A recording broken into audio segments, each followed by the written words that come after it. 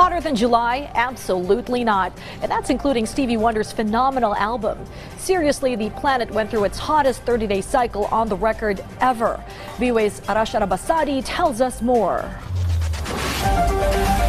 The sun scorches the streets of Phoenix, Arizona in the southwestern United States. For nearly all of July, temperatures have been at or above 43 degrees Celsius. Here, in a tent city known as the Zone, are the people most likely to die in the extreme desert heat, the homeless.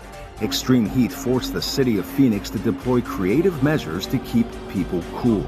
The city's been sending one of the Valley Metro extended buses out here. It sits out here for a couple hours so we can sit in them and stay cool, not sitting in the sun. That's different. I never experienced that before. It's a nice way to stay cool. Experts say urban communities suffer the harshest effects of heat, a product of city planning. These extreme heat waves are disproportionately dangerous for communities of color and lower income communities, simply because these areas tend to have many fewer trees and much more infrastructure like parking lots and roads in them that actually absorb more of the sun's energy and then raise the air temperature in these neighborhoods. That persistent high heat threatens even the healthiest members of the population if they ignore their body's warning signs. If you're out in the heat, you should be sweating. If all of a sudden you're feeling hot and you're not sweating, it means your system is starting to shut down. You don't have enough fluids, and you run an extremely high risk of having what we call a heat stroke, which can be a life-threatening emergency. Phoenix is far from alone in suffering sweltering heat this year.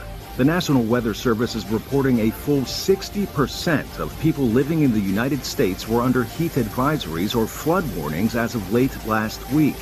Meanwhile, India's weather agency issued alerts for heavy to very heavy rainfall in multiple regions amid a monsoon season that's already dropped 2% more rainfall this year than normal. More than 100 people have died in the rains, with around 1,600 hectares of land sunk in floodplains. Scientists say monsoons, accompanying landslides and flash floods are becoming more erratic because of climate change. It's a different picture from what's happening in the capital of Afghanistan. The global heat wave and severe drought have forced residents of Kabul to pay high prices and travel long distances for water. One resident told the Associated Press he spends half of his salary on rent and the rest on water.